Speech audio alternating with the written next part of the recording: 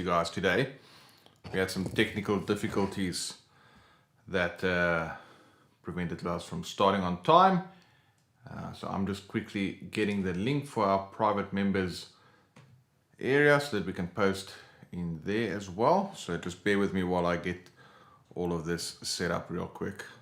Hey guys, Charlie.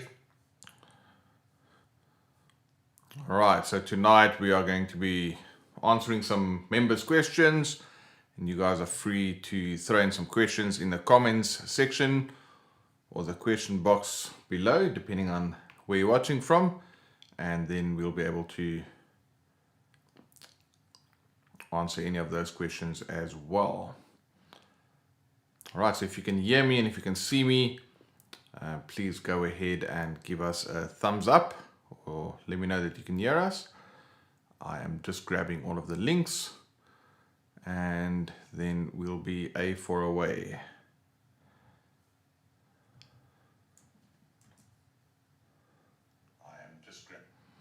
All right, looks like we are live on YouTube and we are live on Facebook, and we will be live in our private members area in a second. Then we are ready to rock and roll. All right, cool. So let's do a quick sound check here. Can maybe put this up a little bit.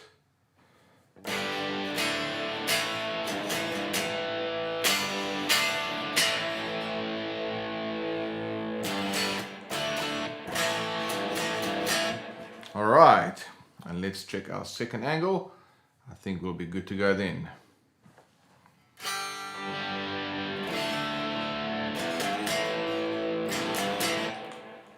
All right.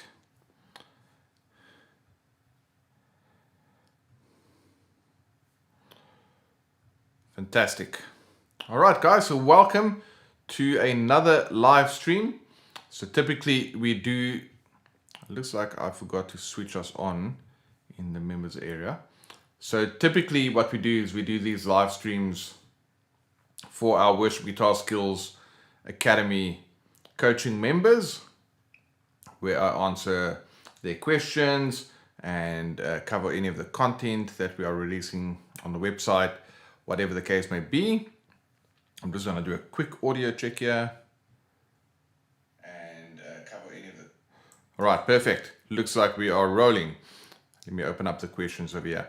Yeah, so what I thought I'd do tonight is I figured I'll give you guys a sneak peek in how these calls go, and then you are free to ask any questions, and I'll be able to answer any of those for you guys. All right, I'm just opening up all the comments over here, and so there we go. Dave says shout out from New Jersey, I believe, and then my wife is giving me the thumbs up. It's always good to have support, and so yeah, it looks like we are good. Yeah, I'm just checking out to see where I can see all the comments, and then let me just open up YouTube. We've got a ton of screens and a ton of gear happening here right now, but I think we are good. Let me just open up YouTube. All right, so then I'll be able to see any comments on YouTube, Facebook, and our members area. All right, guys, thanks for bearing with me as we were going through all of the technical setup over here.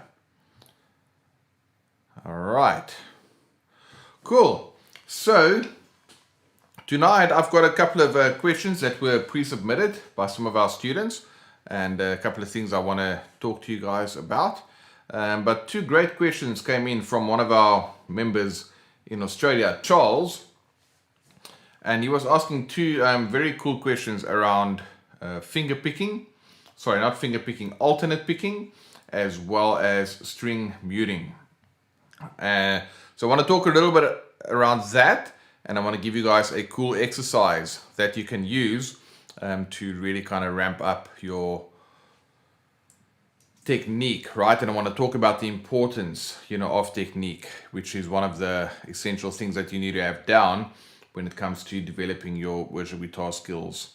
So before we get into the actual meat and potatoes of the exercises and the things I want to show to you guys, just wanted to chat to you a little bit about two there's actually kind of a three-pronged approach that I use when it comes to learning, right? And I want to talk to you about those three things tonight, and how by developing in each one of those areas, you are going to have a really good growth on the guitar. So what are these three things that I talk about? Well, there's your physical ability to play the guitar, right? That is one thing that a lot of people start with. They might feel, okay, great, I'm struggling to play bar chords, or I'm learning to alternate picking, or I'm starting to change my chords. It's the physical act of playing guitar, right? And how do we do that? Well, it's all through muscle memory, okay? So let's put that one in the bank there. The physical act of playing, right? Physically playing. The second thing that we're going to talk to you about tonight is your ear. Your oral ability. Being able to hear, say, the difference between a minor chord and a major chord, or hearing progressions, or hearing anything musically, right? Because you get a lot of people like, take someone like Eric Clapton, okay? He's a world famous guitarist. Obviously his style of choice is the blues. And Eric Clapton is one of those guys with great technical facility, a physical act of playing, and he's got a great ear for the blues. Eric Clapton, I'm sure he understands theory to an extent, but Eric Clapton is not necessarily a theory guru, if you know what I mean. Like if you ask him to play you a couple of jazz licks using the Super Locrian mode, or if you ask him to solo using the Lydian flat 7 mode, or whatever the case may be, he's not gonna really be able to like explain everything that he does, because he's a master at his craft using his technical facility and his ear, right? And in his case, he doesn't really need to know all the fancy theory, because a lot of the stuff that I just mentioned is kind of from jazz in any case. So it's not needed for Eric, right? And that's obviously going by me making a couple of assumptions here, right? All right, so that's the ear. His ear is awesome. His technical facility for his style of music is amazing. But then the fourth thing that we get is our mental understanding, right? And that is when you are playing something, not only do you have the technical facility to play what you play, and not only do you have the ear that can really hear the musical nature of what you're doing, but you can also have the mental understanding. All right, that is a triad, or that is a major triad, that is a minor triad. The reason it's a major triad is because of X, Y, Z, or whatever the case may be, right? So those three areas together, if you can develop those three areas together, that is going to make you a very, very well-rounded guitar player. Whether you play worship guitar, whether you play blues or rock or whatever the case may be. Now, of course, in our endeavor over here, it's all about worship guitar and really improving your skills in that regard. So why am I mentioning that? Well, a lot of worship players might have some form of technical facility on the guitar. They can play some chords and some progressions and whatnot, but there might be an element that they don't really trust their technique that much, because if you play like kind of modern worship, it's a rock sound on your guitar, right? And if you're not careful with a rock sound, it's quite loud and in your face, and you don't want to be the person in church, right, when there's like sensitive moments or it's praise and worship, to kind of come out with like really loud in your face sounds, right? So what happens if you don't trust your technical ability, then you're not going to be able to play with confidence.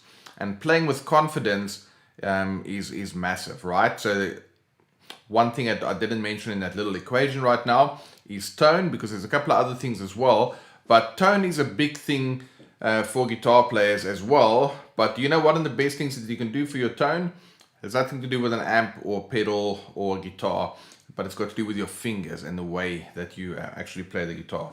So that is the first reason why I really want to develop your technique, so that when you actually end up playing in church, that you can really trust your technique and you can play with confidence and conviction without worrying that you're going to either make a mistake that's not going to sound good musically, or that you're going to make some noises on the guitar that's not going to be fitting for the moment, right? That's your technique.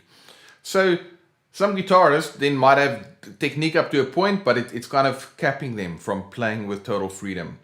The next thing that, kind of keeps people stuck is their ear, because they might be playing a worship song, and there might be a moment where you just have to play a solo, or you have to play an instrumental, or you have to improvise with basically making something up on the spot.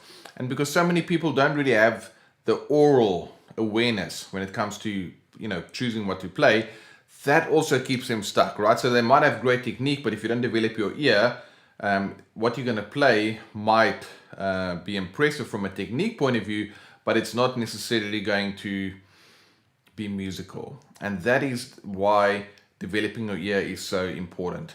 And for all of our members, obviously we had our ear training section, and Charles was even writing into us saying he was on his way to work, was listening to a song, and as he was listening to it, because of the work that we've done in the oral lessons, he was able to see, okay, great, that is a 1-6-4-5 chord progression, or whatever the case may be.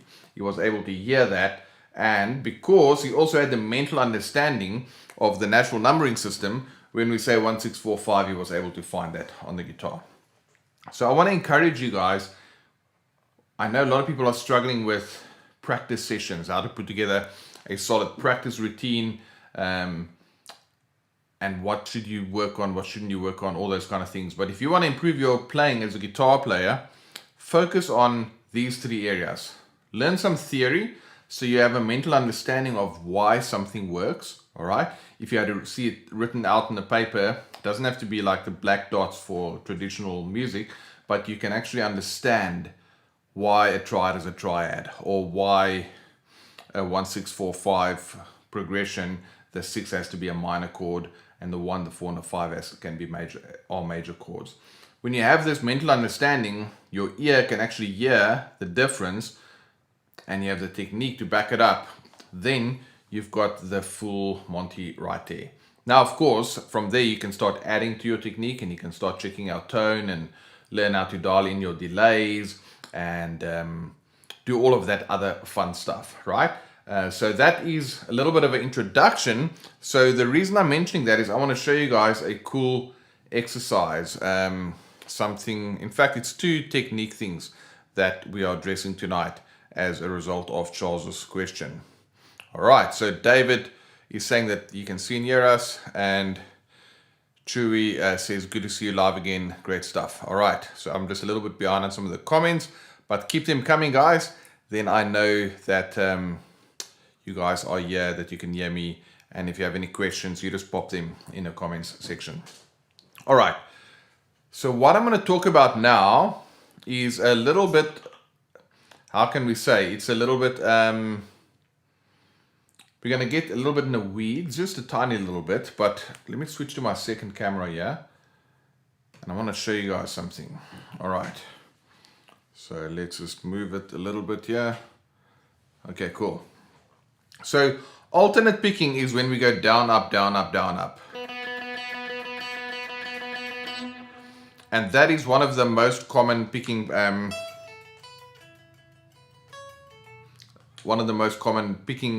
techniques you'll ever do, right?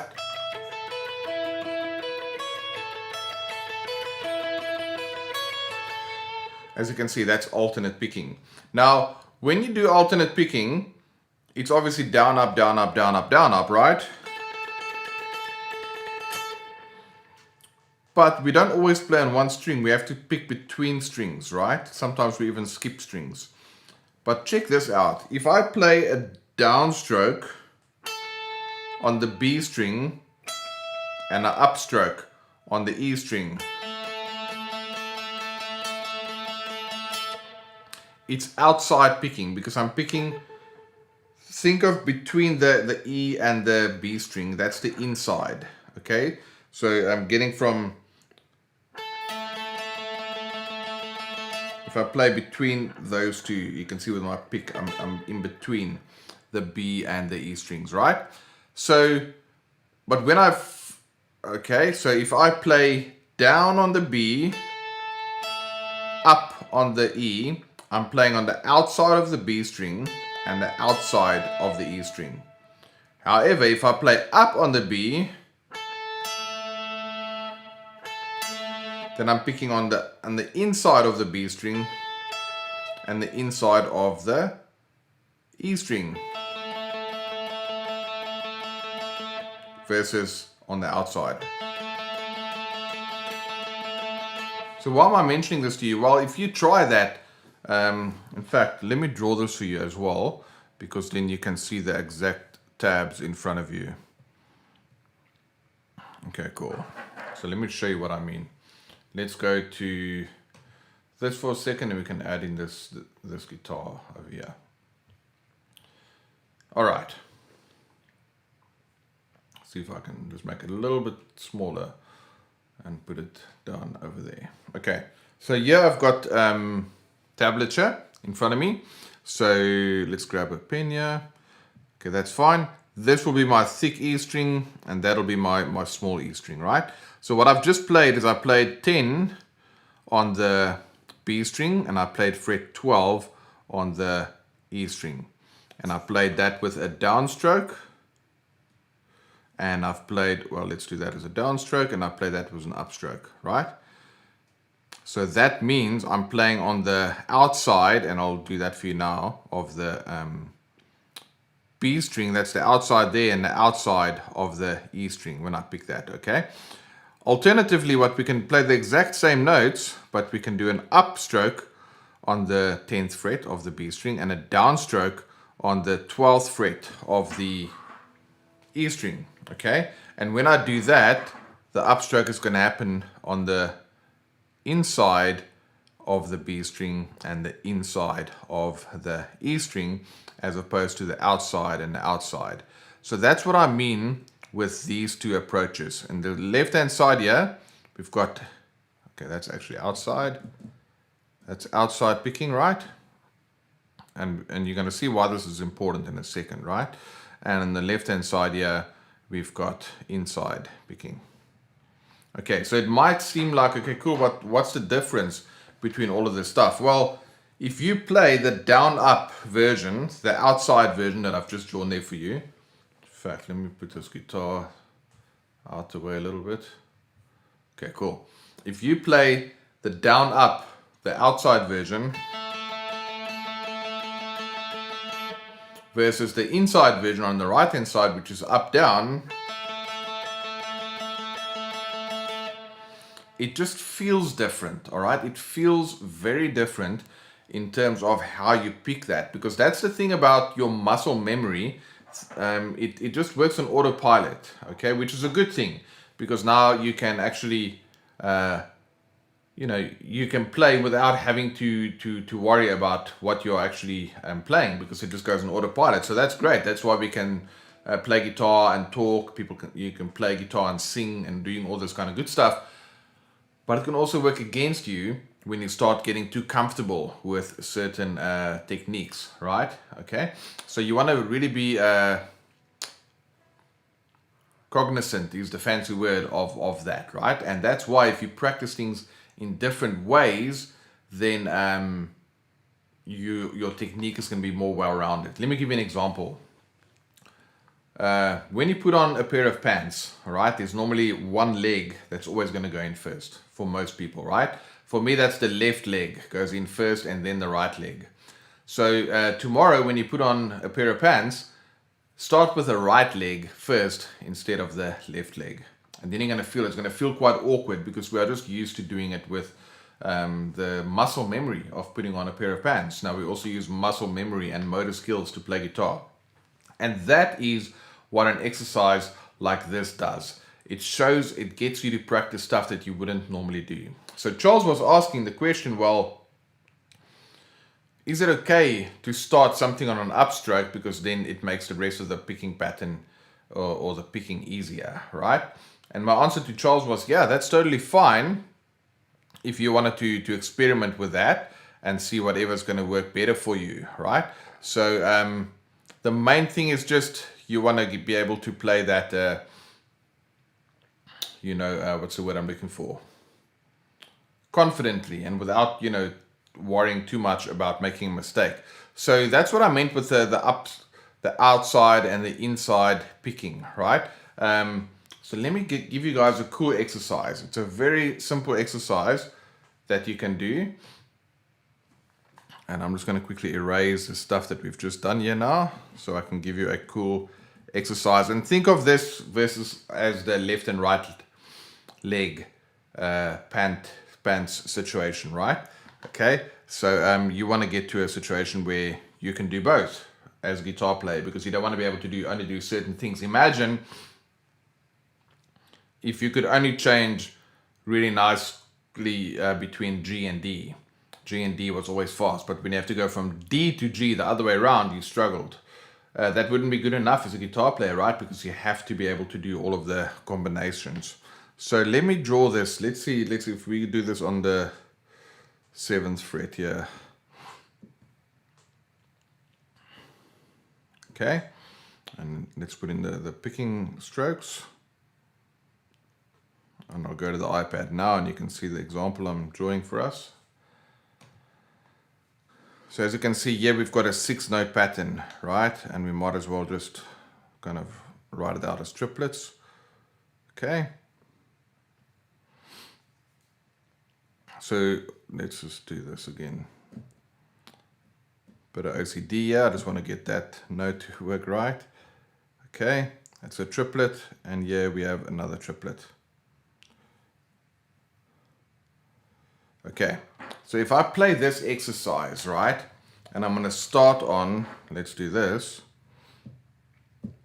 I'm going to start on the first note.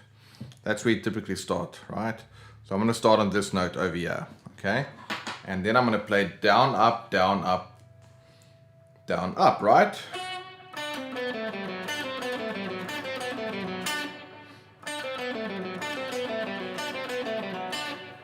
Let's get our other guitar in here so you guys can see that too.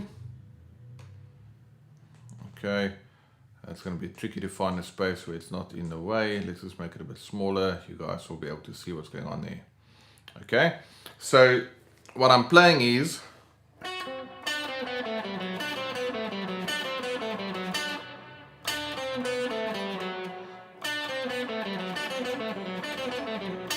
okay, because I'm starting on the first note there, which is that 7th fret. But what if I start on the second note? Okay, I'm going to make as if that is now my first note, all right? Which means, let's see if we wanted to do this. I mean, I could draw it out for you, but in order to save some time, let's just imagine now I'm going to starting on the 5th fret, but that's going to be an upstroke. Okay, so now it's going to be...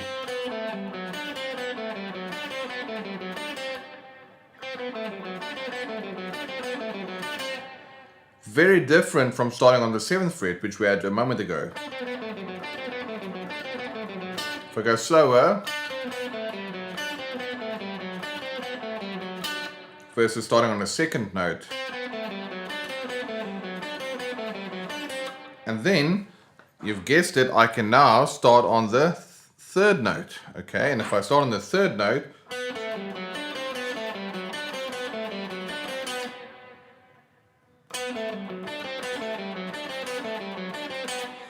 okay, and then I can start on the 4th note and the 5th note and the 6th note.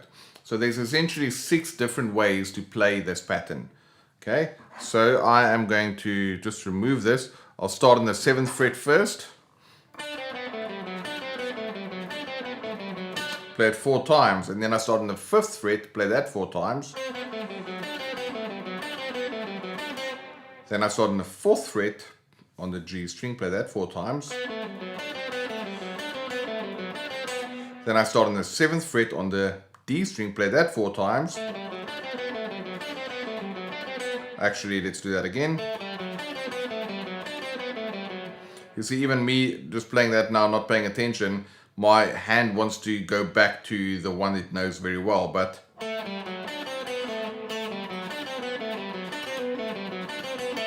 then I start on the 5th fret. Even just me, I'm talking and doing it at the same time, making mistakes. So if you start on that 5th fret, it's going to sound like this. So I can't even do that right now. I'm confusing myself here with the tabs in front of me. Okay, but so let's do it again.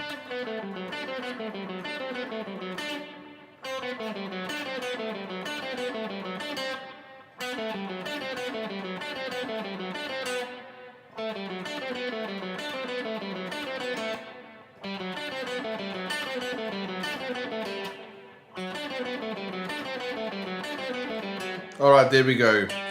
Okay.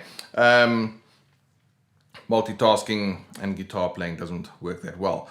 But now you can see we have 6 variations of this line. I can start with the 1st note, I can start with the 2nd note, I can start with the 3rd note, I can start with that 4th note, or the 5th note, or the 6th note. That is the one way in which you can practice this exercise. I'm going to give you another way in which you can really kind of put this to test. So again, think of it as like putting on your pants, right? By changing the leg to the opposite leg that you always use.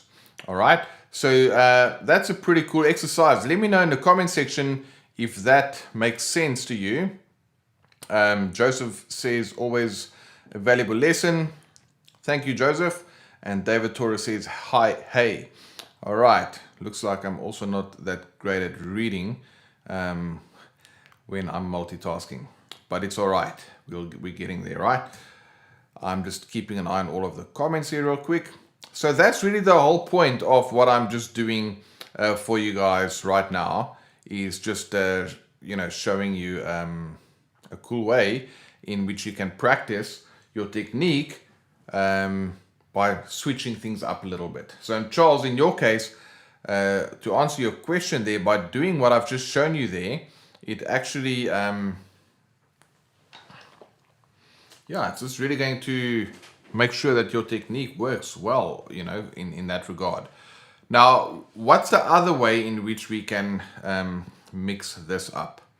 Well, if you see that, like, let's just imagine if we were to start with a 2nd note on an upstroke, right? So that is going to be an upstroke on that 5, right? But if you start that now on a downstroke, then you're going to start feeling, okay, great, can I do this by keeping that all going at the same time? So what we've got there is you're going to do that as a downstroke. So see, my hands even just immediately reverted to the original picking pattern that I had there. So I'll have to pay a little bit of attention to mix up my pattern. So what am I saying? In the same way that we start on different notes, you can make the upstroke a downstroke, and then that's going to basically change everything. So if I were to write a 2nd set of strokes here, let's use this color, then that would be up, down, up, down, up, down, right? So now you're playing the same line, okay? But instead of down, up, down, up, down, up, we're gonna play up, down, up, down, up, down. Okay? So that in and of itself is another cool exercise. So what are the 2 ways in which you can play this exercise? If you want to take a screenshot, you can do that. But really, these are the 2 ways of doing that. You can start with a different note every time. Okay, so either you're going to start with the 1st note, or the 2nd note, or the 3rd note, etc. That's going to make it really a kind of an interesting workout for your fretting hand. And the other way that you can practice this is by flipping your picking direction, like I've just shown there, right? And by doing that, you are going to get a really great idea about where some of the shortcomings in your technique is, right? So that is the first thing that I'll mention there for you guys. And just throwing an eye in the comments over here. Let me know if that makes sense. You probably don't have your guitar with you right now to practice this. But that is going to be you know, a good example of something that you can put to use in your practice sessions, like that thing I've just given you. All right. So Iron Mike, missionary guitarist, is saying, do you have a sample or practice routine we can follow as a template for practice? All right, cool. Yeah, that's a great question. We are actually going to, in the very near future, we're going to launch a 5-day challenge where I'm going to basically tell you guys, you know, how to put together a sample practice, or not a sample, but a customized practice routine, right? But for right now, there's something that we do, we teach you at worshipguitarskills.com, which is the worship guitar skills formula. And it's really just a couple of things. It's your fretboard, your harmony, your melody, rhythm guitar, tone, theory, technique, your oral ability, and all of that stuff practiced in a certain way. So if you work on each one of those things, then you'll definitely find that you're making progress as a guitarist. So what I will do for you guys is I will do a dedicated stream around practicing and putting together practice routines. I will say the following: it's all going to come down to how much time you have available, right? So I know Steve Vai has this thing that's a 10-hour, you know, practice routine, and you know, most people don't really have 10 hours a day to practice, or 10 hours a day to spend on any one thing. But, you know, that is definitely something that's going to be dependent on how much time you've got, number one. Number two, what areas do you feel weak in? So in the beginning of the stream, I don't know if you were here for that, I was talking about your technical facility, the physical act of playing guitar. I was talking about your oral ability, being able to hear chord changes, chord progressions, and working on your musicality to be able to hear it. And then mentally understanding theory. If somebody says, okay, cool, let's do a 1-6-2-5, and I'd like you to play the third of each chord as a lead line or whatever, then you can improve your theory as well. Those are the three main things, you know, from when it comes to playing guitar. And then the three elements of music is rhythm, harmony, and melody. Rhythm is obvious, right? You want to practice your rhythm. Harmony has got to do with chords. How do you, as a guitar player, how do you play worship-friendly, worship-ready chords? And I'm going to answer your question now, Stephen, about getting lost in the mix. Then you want to work on your rhythm guitar playing, your chords, which is harmony, and then melody. You know, how do you play? How do you play melodic lines that sounds like a singer might be singing it, right? And then you'll be working on your lead guitar line. So there's a couple of things of that you can work on. So if I can, again, let me just quickly do this for you guys. Then you can see the things that I mentioned over here, right? And if you want to take a screenshot, you're welcome. So the first thing that you guys would definitely want to practice, remember we were talking about your technique, right? The physical act of playing guitar, okay? That has got to do with technique. And that's really what we focused the majority of this isn't to. You guys can see what I'm drawing. Let me go over here. Cool. Okay, so you want to work on your technique. Then you want to work on your oral, your ear training. Okay, why is that going like that? Let's fix that. Okay, that's your ear training. You want to make sure that you're developing your ear. Okay, and then lastly is you want to work on theory, which is like, let's do that, is understanding. Okay, that's the way I like to think about these elements. Okay, understanding, that's using your ability to actually say, all right, these are the notes within a G major triad or whatever the case may be. I find that many guitarists ignore some of these things. They might have decent technique, but their ear is not developed. Or they might have a decent ear, but their technique lets them down. Or they've got average technique, average ear, but they don't understand the theory, and therefore they kind of get stuck, right? When it comes to, improving as a guitar player, right? And then, if we were to think about what are the three building blocks of music, well, it's rhythm, harmony, and then melody. That's it, right? Rhythm has got to do with, obviously, the way you play something. Harmony has got to do with how you're going to voice your chords. And then melody has got to do with how will you play single notes. So think of harmony as chords, notes played together. And think of melody as scales to play melodic patterns, right? If you can incorporate as many of these things in your playing, right, it's all going to come down to how much time you've got. But let's just say, Mike, that your ear is not well developed. Then if that's the weakest link in your chain, you want to go and work on your ear training. So ask yourself, where are you weak in these 6 areas, right? So there's obviously overlap, but just ask yourself where you are weak in these 6 areas, and then that is what you want to focus on first. Now, if you have, let's see how long this would be. If you have 10 minutes to practice on each one of these things, 10 minutes to work on your technique, 10 minutes to work on ear training, 10 minutes to work on some theory, 10 minutes to practice your rhythm, 10 minutes to practice chords and harmony and chord progressions, and 10 minutes to practice scales and melodies, and even improvisation or whatever, something melodic, then that's going to be a 1 hour practice session, right? Because you're spending 10 minutes per thing. If you don't have an hour, well, then that's a different story, okay?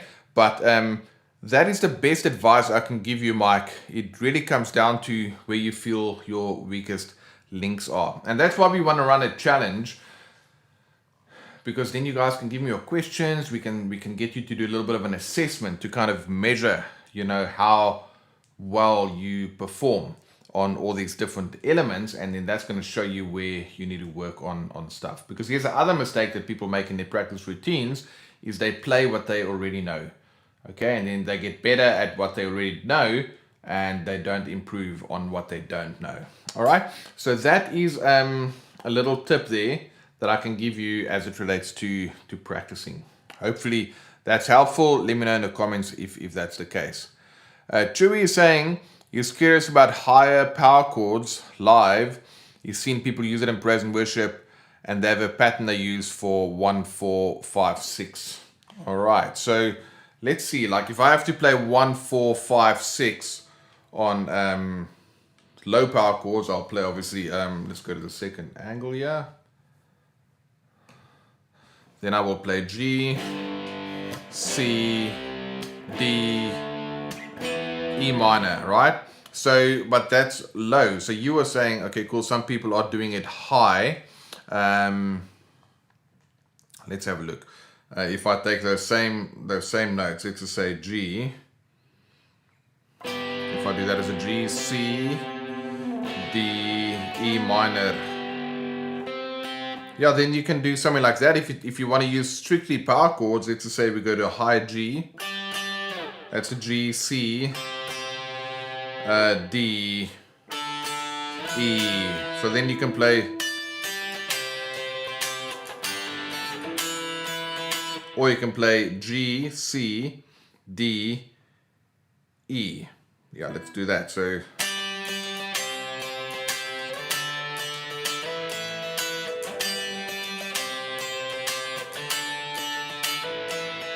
and then this G over here, I can also play it like that.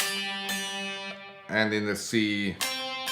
It just depends what you want to do. So there's so many different ways of playing those power chords. So if you're curious about higher power chord shapes and the pattern that they use, yes, it's all going to come down to that, the fact that you don't want to play G like this, then go to C, and then to D, and then to E. It's too big of a jump. So you want to see.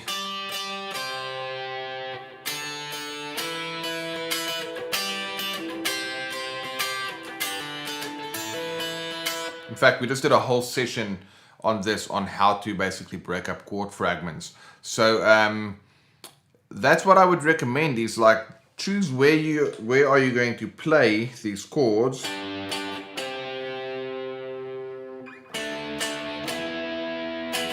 even same chords, right? And you just want to look for the chords that are the closest to those power chords.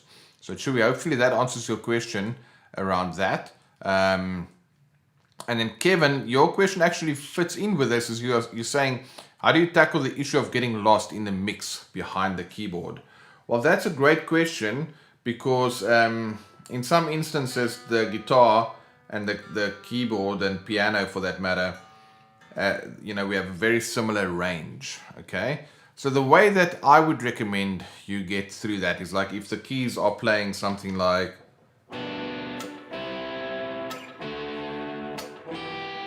if they're playing, and even if they were to, let's see if I've got a swell sound here. Okay, now let's go to one of my,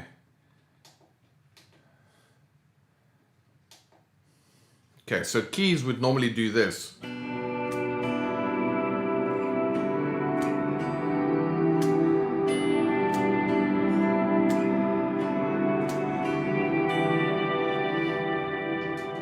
So if that's the case, then what you don't want to do is you don't want to play full chords, because it's really going to be hard for your guitar to cut through the mix. If let me just go to my sound again. If you're playing those same big chords, right? So in that case, what did I play? I played G, C, D, E minor. Then you might do something like this.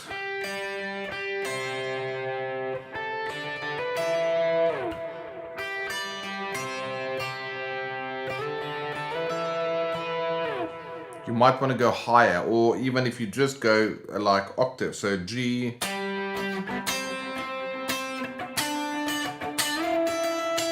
okay?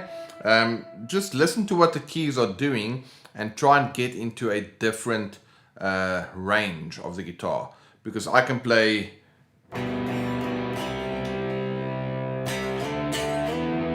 or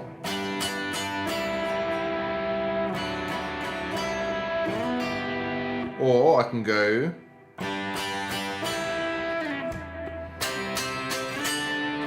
whatever, right? I can go or G, C, D, E minor. You just want to find other areas on the neck that the keys isn't covering, right? Because if you play in the same area or the same range as the keys, with big fat pads and whatever the case may be, it's going to be very hard to cut through the mix. That's one thing that you can do. And then as you can see, I'm on my bridge pickup here. That's that sound that kind of cuts through the mix.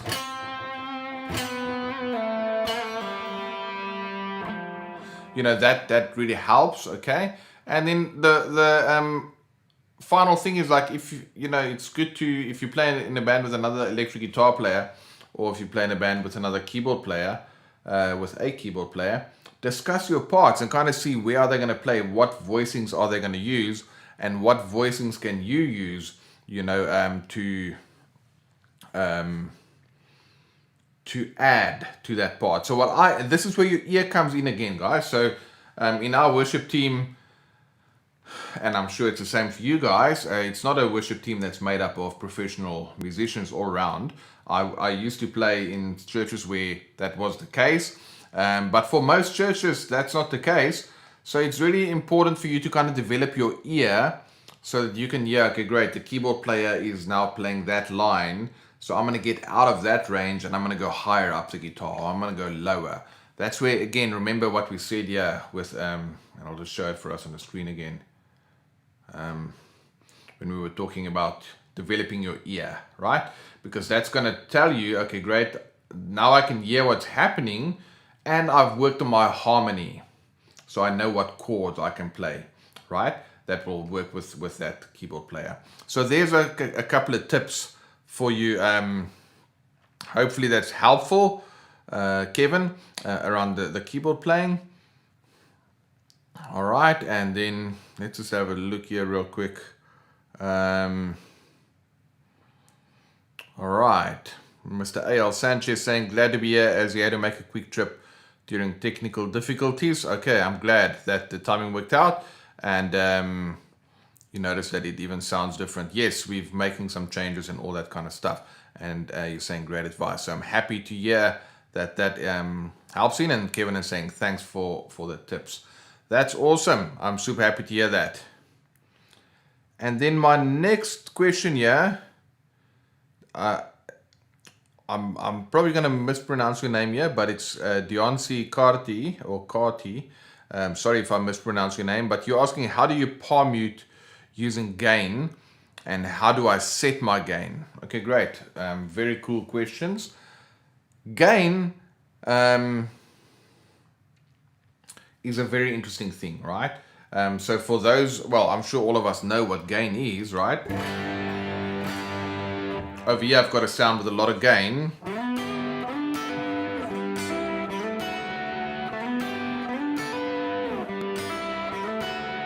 Distortion, right?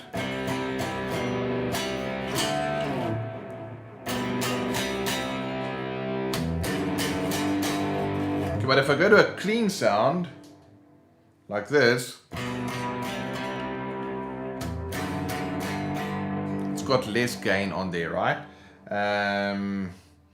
So what do you want to do with regards to gain and what we are talking about here? Let me just get another sound that might be cool for this. So yeah, I've got a fairly clean sound, and yeah, I've got a dirty sound, right? So the gain is turned up on there. So what do you want to do? You want to do two things, all right? You don't want to, when you play worship music, use a totally clean guitar tone. Why? Because it kind of goes along with Kevin's question. The tone is not going to cut through the mix if it's too clean, all right? It has to have a little bite and have a little gain, because that's really what's happening, is we are getting some overdrive happening here. Okay, so that's the first thing. Get some drive on your tone. But how do you set your gain? As Deonce is asking, you want to add some gain, but you don't want to add too much. All right. So even if you think of bands like AC/DC, for example, right? A lot of people consider them to be a hard rock band or classic rock or whatever the case may be. But if you listen to their sound and their tone, obviously Angus Young played Marshalls. I get a lot of my, as you guys can see, I have a Kemper over here. I get a lot of my profiles from Tone Junkie, and a lot of their profiles are from great Marshalls, and obviously they do awesome amps all around. So, but what my point is, a lot of times of like a rock sound that sounds super cool, more often than not is not as dirty as you think. When I use the word dirty, I mean with gain, right? It's not a clean sound. Like I just said, you don't want to use a totally clean sound, but you also don't want to use an overly distorted sound, because even that is not going to cut through the mix. I remember once I was at a rock gig, I forget the band or whatever the case may be, and as I was standing in the crowd, I couldn't really hear the electric guitarist. Now, being a guitar player, obviously I would have liked to really hear the guitar. I couldn't hear the guitar. I just heard kind of a wall of sound of like everything all mixed together. But then, and the guy had like a massive amp. It was a Marshall stack or whatever the case may be. And then they stopped the one song.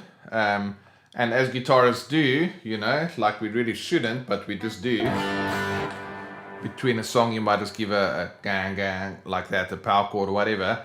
And when he did that, it was like, wow, that guitar's loud when he played on his own, right? But when he played with a full band, the sound just kind of disappeared in the mix. And that was kind of what Kevin's question was over here. What do you do when, the guitar, gets lost in the mix? Well, what you got to do is you got to use the right voicings. That's not going to be in the same range as the keyboard player or other harmonic instruments. But as Deonce's question there, you want to dial in just the right amount of gain, not too much and not too little. So even with Tone Junkie, they do a lot of worship focused kind of tone packs and whatnot. And whenever I downloaded those, I was always a little bit surprised at really how clean they were. They were distorted, but in fact, let me see if I can give you an example. Yeah, even if you just take a sound like this.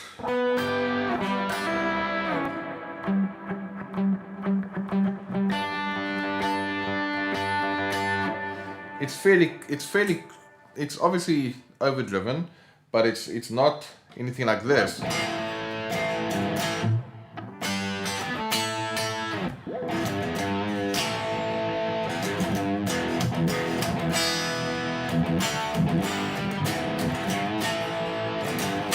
This is much more of a rock sound.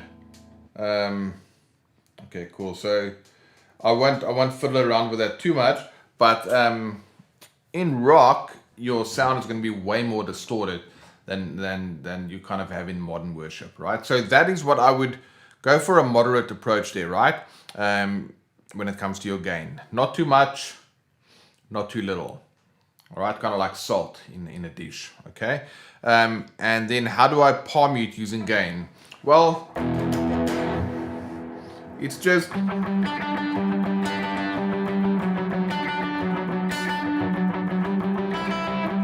You just got to palm mute it, right? Rest your palm lightly on your strings here.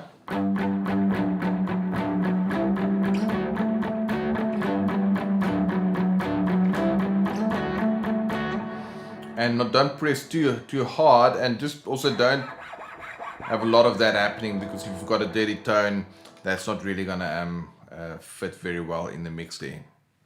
All right, cool.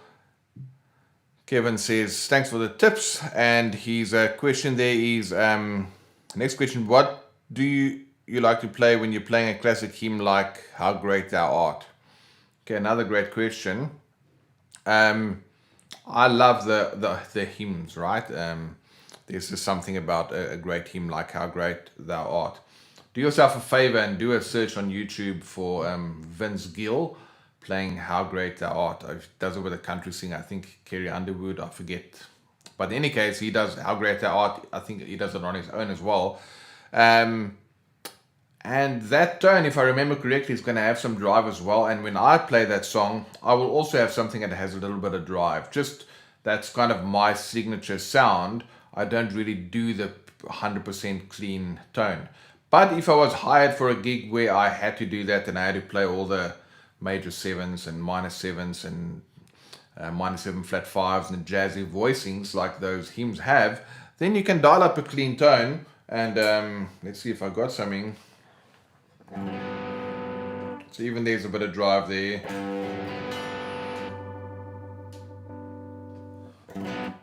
So yeah, I will maybe just get a...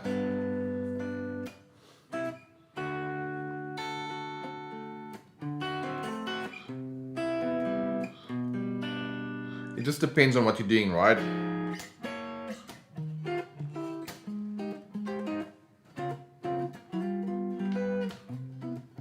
Even that still has some drive to it. When you have a Kemper like this, then you can really just play around and fiddle around. But that is what I would do. It depends. If it's me playing it, then I will just mess around, or not mess around, but I'll have a overdriven sound that can cut through the mix. But I will use my modern worship guitar voicings like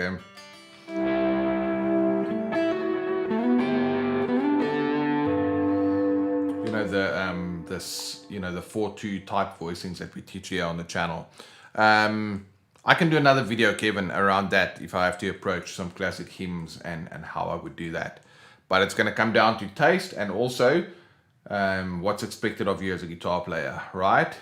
If they expect you to kind of play the straight ahead changes and whatnot, then a nice clean tone in that case will definitely work. How well it's going to cut through the mix is going to depend on the sound engineer, the sound system, and the other instruments in the band. All right, Philippe Augusto saying, nice drive, mate. Thank you very much. And he says, tasty delay. I'm happy you enjoy that. Yeah, it's a ton of fun. I enjoy that stuff a lot. And then Deonce is saying, thanks for the tips and the answer. All right, cool. So any more questions? We see Lodens is saying hi from Europe. The Netherlands. Hey Lawrence, hope you're doing great. And all right, guys, so we've got a couple of minutes left here, and that actually reminded me of another question that Charles asked around the string bending. Okay, cool. So let me just go to our forum here to see where we have given him some tips. Again, if I go back to our chart here, your ear and your technique is going to come into play here. All right, so let me show you what I mean by that. Charles was asking, you know, when he plays a line, something like,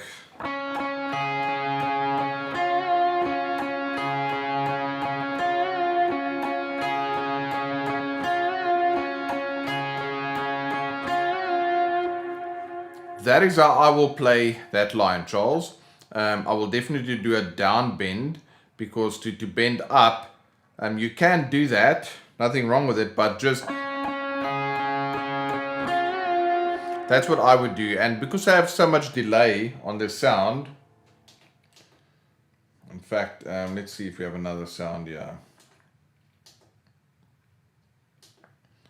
Yeah, I have so much delay there.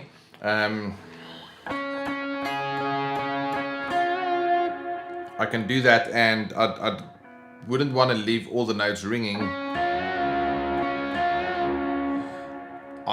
You know, that's the way I would do it. I will bend down. So when you look at your hands, right, the physical nature of our hands as human beings, squeezing something, imagine you have an orange and you want to like squeeze all the juice out of the orange. That's going to be a very strong motion, which is similar to bending down. Okay, but if I bend up, you know, we don't have that same strength when we bend up. So when you want to play a bend,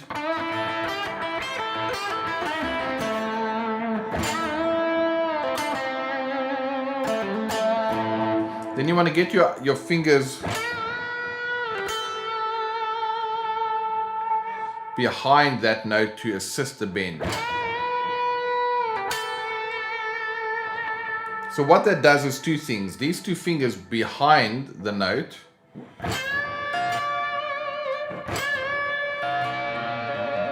it helps me achieve the bend. And if I do vibrato like that, my first finger is free to mute the strings. Okay, so that's the one tip I want to give you, Charles, is when you bend up, allow these other fingers behind your string to help you, and put your thumb on the neck like this, because then it can assist with those the notes being bent. But if you're bending down, then you're going to have more power, so you don't necessarily have to get your other fingers to assist you with that downwards bend. That's the first tip that I want to give you there, Charles. But and that has to do obviously with technique, like we've been discussing in the video so far. The second tip that I want to give you is the fact that we want to develop our ear when it comes to bending. Okay, and there's a cool exercise, because we have two common types of bends. If I play a B note over here, and then I'm going to bend into that B note from the 10th fret,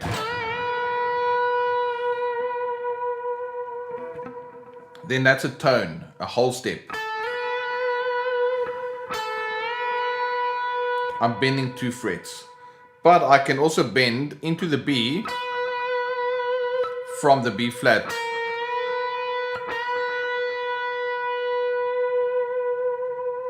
So that is a half step. So do you see the difference? I can bend into the B from a whole step or a half step, either 2 frets or 1 fret. So here's the exercise. Let's just say you want to practice your half step bends. Play the note you want to bend into. Go down a fret and bend into that note. And then play it again. Okay, so 3 things are happening. Okay, number 1, I'm playing the note, fret it, then I bend into that note, and then I played that note fretted again to hear how close my bend came. Okay.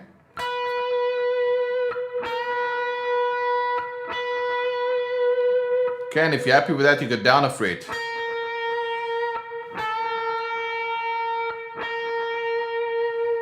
you're happy with that, down a fret.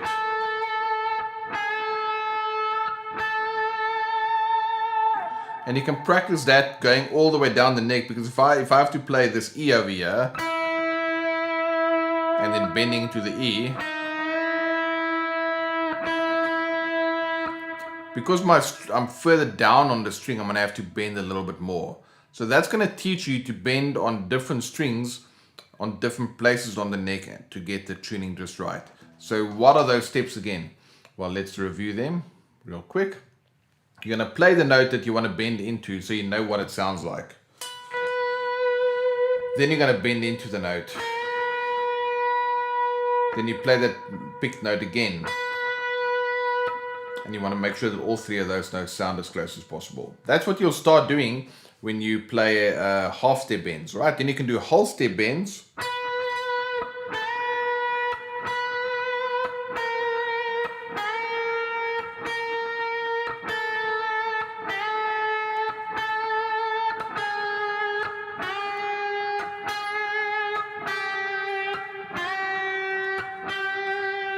Okay, so I play my note, my fretted note. I bend into that fretted note either from a fret below or 2 frets below, and then I play that same fretted note again to see how close my bends came. Okay, Charles, so you might want to give that a shot. Bending is very much like singers, right? They kind of know the tension their voice, has to hit. Their voice has to be in to hit a certain note. While it's the same with your guitar playing. Depending on where you're at, you'll then eventually, let's go back to our notes here. You'll have the technique to bend into the notes, but you'll also have the ear to kind of hear whether your bending is in tune, right? So that is just another way to kind of show you that example and that exercise. Let me see if I covered everything in the video that I wanted to show you. Yeah, so okay, and the other thing that you mentioned is your nail sometimes catches the string as you bend up to it. So that's a common issue, because what happens is as you bend, your nail can catch underneath the string. So it'll be hard for me to demonstrate exactly that. But the way I get around it is when I bend. Let's see if I can show you this on the camera. So when I bend, I do it in such a way with a part of my finger that it literally just gently moves the lower string out of the way, and when I come back down, I didn't do it in such a way that my nail can get caught under the string. So I'm using like a different part of the finger so that it just kind of pushes it away, and then we come back without catching in underneath it, because if I then come back, the string will make a sound. So my boy Levi he'll be turning 1 in a few days, and he's got this little milk bottle with a straw, and it's got a thing at the bottom of the bottle. No matter how you hold it, that's got a little weight on, so it always goes into the liquid. So you can hold it upside down, the straw works, or you can, whatever the case may be. But what he's got this thing that he does is he'll drink the milk, I'll feed him, and then when he's had enough, he just like pulls away like that, and then the straw kind of ricochets a little bit like that, and then it's like milk all over the place, because of the way that he lets the thing go. He kind of flicks the straw with his mouth, right? So the same thing can happen on a guitar, where you can bend a string, and then one of your fingers can catch a different string, and then it pulls away too fast, and then it flicks it the same thing like that little milk straw. Milk's all over the place. So what you instead want to do is you just want to push that string away without getting anything caught underneath it, and then just gently release it like he can do. He can drink the milk, and when he's had enough, just, don't pull away and flick the little straw and see the milk go all over the place. Just, gently pull the straw out of your mouth, or whatever the case may be. So that is a similar thing that you want to do with your guitar. So you might just have to play around with the way that you bend so that it can push the strings out of the way, and when you release the bend, obviously the strings want to come back to where they should be, but because you didn't catch onto it, yeah, it's not going to make another sound. All right, Charles, I think that is everything that we discussed in the video, and I will do another short video for us on the string bending, and we've spoken about the alternate picking. So let me go through all of our different channels here real quick and just see. So let me just have a quick look. We've got 1 or 2 more questions, and I'll be able to answer these for us over here. Just let me just got a couple of things to go to. Okay, it's one look here.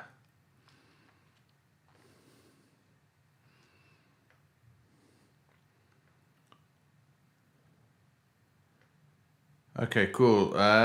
Let's have a look. All right. So Aaron is saying on Sundays while playing outdoors, he unintentionally loosened his grip on his pick and floated over your chords, creating a totally different sound and feel. He laughed and recalled one of our lessons regarding tone and touch. Yeah, that's a massive thing, tone and touch, right? And again, it kind of goes back to our technique section that we've spoken about. Again, is you want to develop the touch in such a way that you can play be comfortable, right, Aaron, so that you can not really have to dig into the strings too much. You can just have just the right amount of pressure, because your pick, if you hold it too tightly, it's not going to sound good, right? But if you hold it too loosely, your pick can fall out of your finger. So yeah, that's a great reminder there, Aaron, about tone and touch. And the better your touch on the guitar, the better your tone is, right? And Ted saying, it's great to be on with you. Yeah, Ted, I'm happy you're able to join us.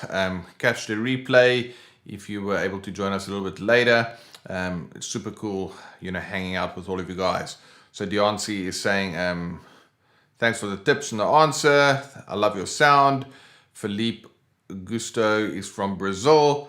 And yeah, I've never been to South America. I'd love to go and check that out at some point when the world opens up again. And who knows when that might be. But it's so cool for us to have an international audience like this. All right, guys, so I know we have a little bit of a delay. God bless you too, Philippe. Thank you so much for that. And so if you have any more questions, feel free to pop them in there. Sometimes I end the live stream and then a question or two comes in, which I didn't see in time. So if you have any more questions, now's the time to throw it in there, and then I'll wrap this lesson for us. And I see Charles just joined in the stream in the members area. The joys of time zones. So it's almost 10 p.m. for us over here. So I believe it's like 6 a.m., 10 to 6 down under in Sydney, Australia. So yeah, that's so cool. We got people from Brazil to Sydney and Europe and everywhere in between. So yeah, love you guys. It's super cool to have an international audience like this. What we are going to do, we are going to be having more live streams like this, answering questions and really seeing how we can help you guys. And then obviously in a live stream like this is so much stuff that we can cover. We're also going to be running some challenges, right, that we can get together for a week. We're going to do a fretboard freedom challenge, and we're also going to do a practice routine challenge. So Charles is off to work in a moment, so you'll catch the replay to see his questions answered over there. So yeah, we're going to be doing a lot more of these. If you guys have any questions, let's see if I can pop this on the screen. Okay.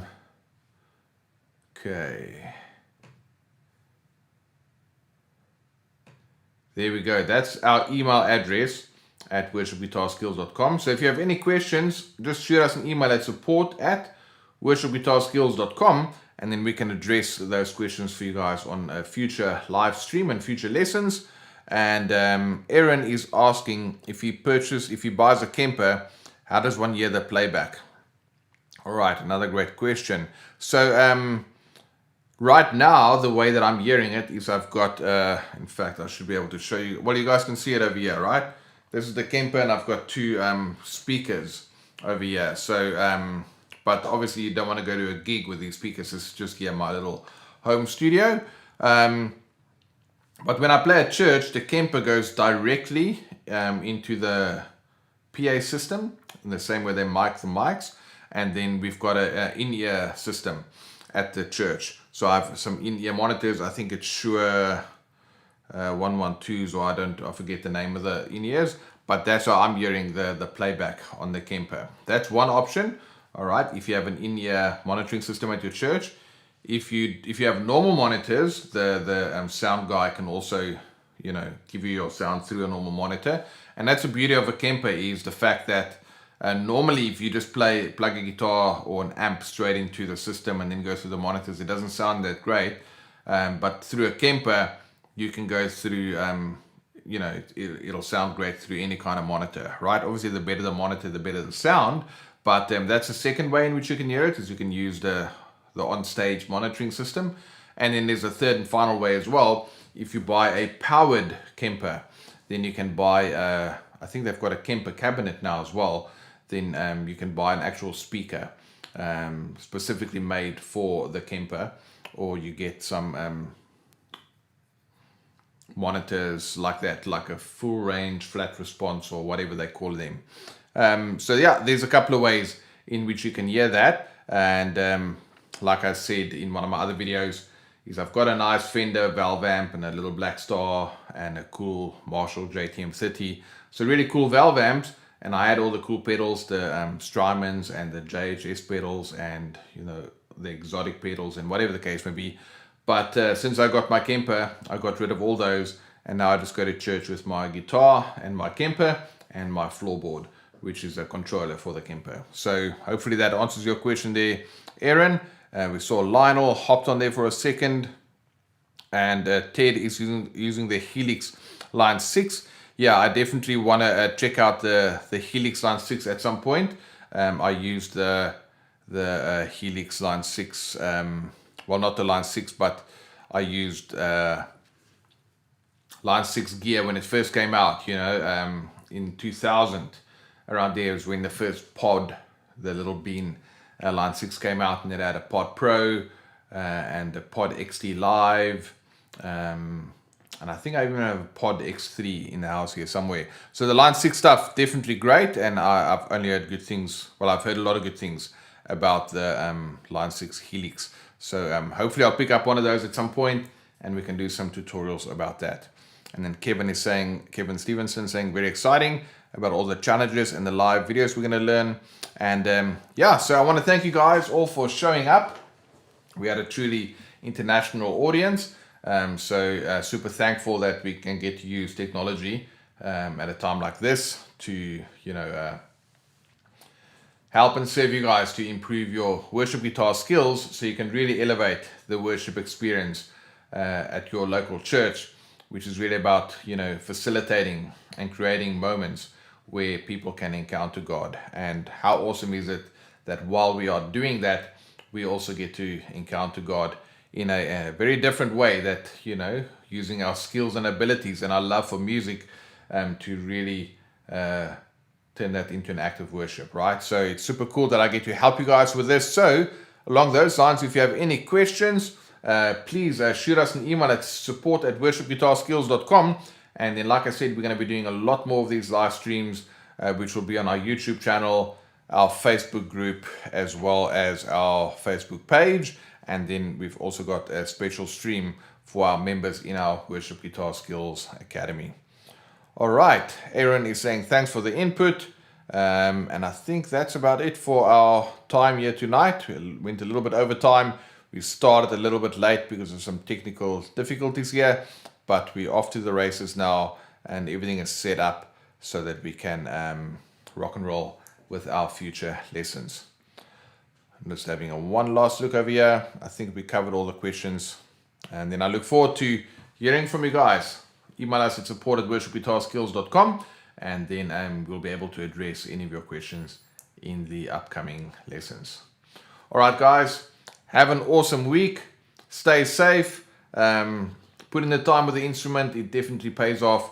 And I want to honor and yeah, just give you guys a shout out for showing up and putting in the work to become better guitar players. And with that, I wish you guys an awesome week, and then we'll see you very soon here for another live stream. All right, guys, take it easy. Chat to you soon. Bye-bye.